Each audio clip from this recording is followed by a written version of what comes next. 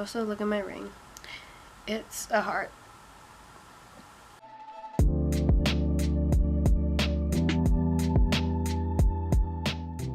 Hey y'all, what's up? I'm Sabrina and welcome back to my book nook. Today I'm going to be trying a new format of videos. I'm just going to share some books that I've read recently, give their plot summaries, share some of my thoughts about them, and let you know if it's worth putting on your TBR or not. I haven't uploaded a video in like 3 weeks, and that is my bad, you guys. That is totally my bad. I've just been like really incredibly busy, and then I got sick. So if I still sound a little bit congested, that's actually why, because I'm still not fully over it. But also, I did try to make another video. I tried vlogging me making this book nook, which is absolutely adorable. It was another birthday gift. Did I mention it was my birthday? I don't remember. But if I haven't mentioned it, my birthday was about like 2 weeks ago. I got a bunch of gifts, and I got a couple books as well, actually. I got this little book nook kit, and I tried vlogging it because I thought it'd be fun. Like, oh my god, Sabrina's book nook makes a book nook. I started at like 8 p.m. on like a Tuesday night, and I was like, oh my god, this is only gonna take me like a couple hours, you know, maybe like 3 hours at most.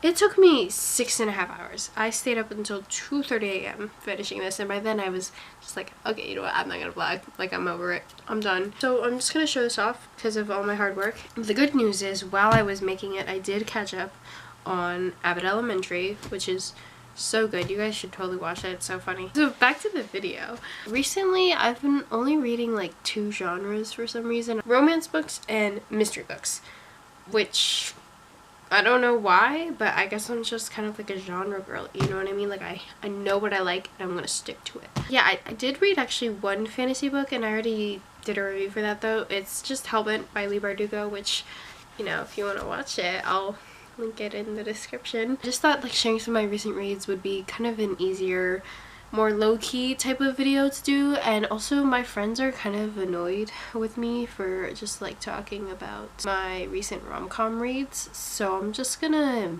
use this channel to talk about it instead because you guys want to watch it and want to listen to me talk about it. And let's start off with the first book, Loath To Love You by Hazelwood. So this is my 3rd Hazelwood book at this point, and Loath To Love You is a collection of 3 novellas that she's written, all of them featuring some sort of like enemies / rivals to lovers romance, hence the title, like Loath To Love You.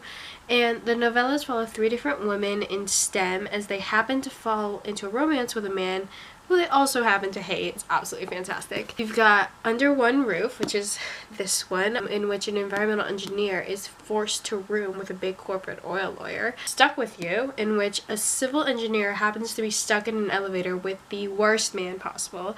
And finally, Below Zero, in which a NASA aerospace engineer is stranded during an Arctic research mission, and the only person that can save her is her longtime rival. These were an absolute delight to read. I read it in I think like 48 hours. I read it while I was sick too. Is it practically the same protagonist and love interests in 3 different fonts?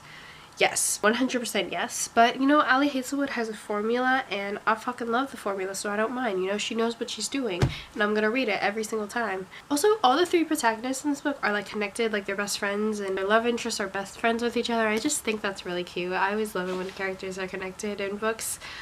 Well, obviously they're connected in books, like, whatever, I'm not gonna explain myself, you guys should know what I mean. It was definitely like a comfort book, you know. I'm really glad I read it while I was sick, because I was feeling terrible, and this book made me feel a little bit better. I would say that definitely add this to your TBR if you're already an Hazelwood fan. Like, if you read Love Hypothesis or Love on the Brain and you liked either of those, read Loath To Love You. Like, you already know what you're gonna get, you know what I mean? It's like reading fan fiction. You know what you're gonna get, and you know you're gonna have a good time reading it. And even if you just like the classic rom-com in general, I would say check this out. Moving on to the next book, we have The Guest List by Lucy Foley. I don't know why, but I saw this book everywhere like a couple months ago, but I only decided to get it recently.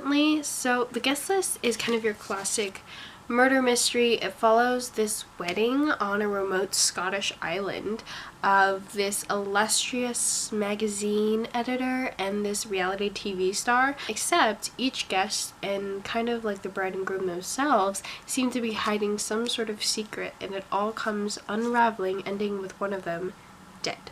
I have to say, while it was good, I wouldn't exactly say it was like really good. The ending was pretty solid. It was definitely like satisfying, but the writing and the overall execution of the story just felt a little flat, especially when you consider its potential. But you know what I do like? I like how in murder mysteries the writer's goal always seems to be make every character as insufferable and unlikable as possible. I think that's so much fun to read. Overall, I think that this is kind of the book that you like buy at an airport or something, you know, like it's a book for sure. I wouldn't call it like a book though. Does that make sense? Should you put this on your TBR?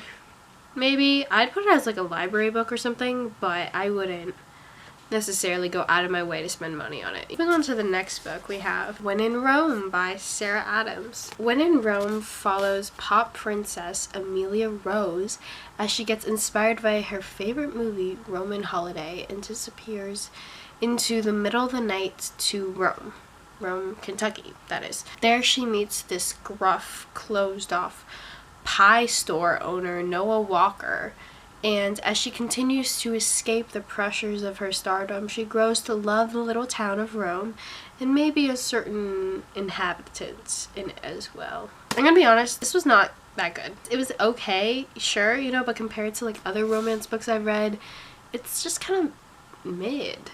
And I know that mid is usually used as an insult, but here I mean it like genuine, like it is just genuinely kind of mediocre. I think the writing was definitely pretty weak and the characters felt flat and the romance itself was cute, but it's also like, I'm not really the biggest fan of the instant love trope. I'm more of a slow burn girly, and the story just felt rushed and very much instant love, like they saw each other and they were automatically married, 2 kids, pregnant with another one on the way kind of love, you know what I mean? And I was just like, where did that come from? Like, she's known him for 2 days, and just the timeline in this book is very fast, and I don't know if that's necessarily my jam. Also at the same time, it's kind of just like exactly what you'd expect. Like I said that earlier, but same with this book. I only read one of her books, but I don't think I will be reading any of her other books in the future after reading this one. Should you put this on your TBR?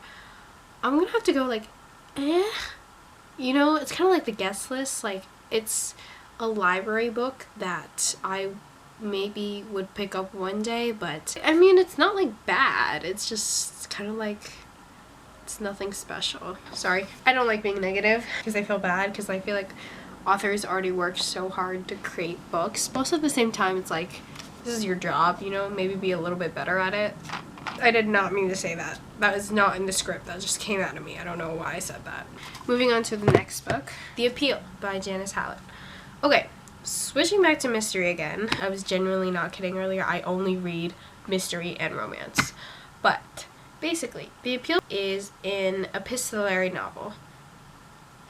Are you guys proud of me for using that big vocabulary word? Basically, it just means that it's told through emails, as epistolary just basically means books that are told through letters, but emails are digital letters, so like, yeah. The mystery itself unveils, again, through emails as you're thrown into the world of the Fairway Players, which is this theater group, and they are going through a bit of a tragedy right now because some of the very important members, their granddaughter is diagnosed with cancer, and due to this cancer, the group begins raising money for some expensive treatment.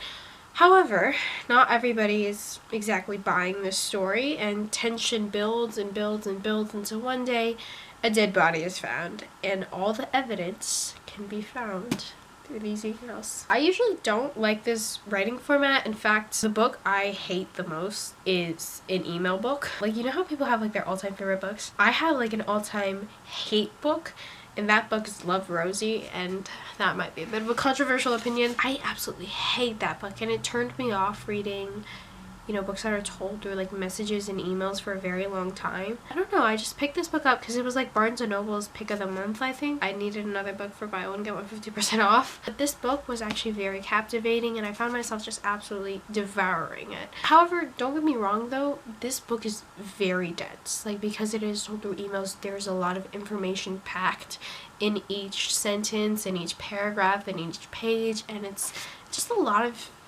stuff to take in. And again, for some reason in mysteries, the author makes it a point to make every single character as insufferable as possible. Like, there were several moments in this book where I just wanted to throw it across the room because of something a character said. Overall though, I think that the mystery was like incredibly thought out. The format is so unusual, but it still keeps you engaged. However though, if you do like mysteries more on the thriller side, I wouldn't necessarily say this book is for you. I think that it's more of a focus on like character studies and human relationships. It's told through an interesting digital format, which I think actually is a brilliant way to showcase how humans communicate now, because you know there's like digital forms of communication, which just sort of adds a whole nother layer of nuance and thought into each word and each interaction within the story. Like, it's hard to tell when somebody's lying through email. It's hard to write that and show that, but the author manages to do it. TBR or not, I would say yeah, definitely put it on your TBR. I actually very thoroughly enjoyed this book. I think that it's a pretty solid recommendation. Like, now whenever people ask me for book recs, I say this book as one of my recommendations because I think it's a pretty good read. Moving on to the last of my recent reads, For Better or Worse by Erin Rosa. Once again, switching back to romance. For Better or Worse was actually on the top of my TBR before I got it because I saw it recommended a couple months ago, and this is like a really weird trope to love in books. Like, it's just very niche, but I love like foodie romances. I've said it multiple times on this channel before, but I love it when rom-coms are like about food. Like when the characters is like a baker or a chef, or just they talk about food a lot. Like, I don't know why, it just always gets me going. And For Better or Worse, you follow Nina and Leo, who are two rival cooking show hosts, and they have a bit of a dysfunctional relationship. One episode they're doing, which is actually live, Leo takes it too far with a joke and Nina just quits. However, in the aftermath of the whole mess, Leo and Nina end up fake dating in an attempt to save both their careers. I think that this book was pretty good, although I was really hoping it would be like life-changing, but I think that it was just like good. You know, it wasn't like, oh my god, new favorite book. It was just like good, you know. I think that what threw me off is just the premise of why they're rivals. It's a little bit shaky to me, which, little spoiler, guy makes kind of like a sexist kind of joke, which is like, if you're making a sexist joke, why would I then root for you as a love interest? You know what I mean? But he like kind of redeems himself, so it's okay. Again, the writing is pretty solid and easy to digest, although I do wish there was more foodie stuff in this book. But the characters were pretty funny. I feel like they had personalities. So my favorite show is The Great British Baking Show, and that's like one of the reasons I bought this book, because I was just sold on the fact that they were both cooking show hosts, but it's not even mentioned that much in the book. They don't mention the cooking show, and I'm like, what was the whole point then? You know what I mean? Anyways, TBR or not, I would say library book maybe. You know, like, I think if you were to buy it and read it, it would be worth the purchase, but it's probably better if you just like borrow it from the library or borrow it from a friend or something, you know. Those are all of my recent reads that I feel like talking about, at least. Again, I just wanted to apologize for not uploading that much. If you guys ever do wonder though what I'm like up to reading wise, I do have a storygraph, which is again linked in my description below, and I update that pretty frequently, so don't be shy. You know, I love making friends on storygraph. It's cool to see what you guys are reading. That's genuinely all I have to say now. If you watched this entire video, thank you so much for watching. Subscribe! Only if you want to though, no pressure. And I will see you all next time. Bye!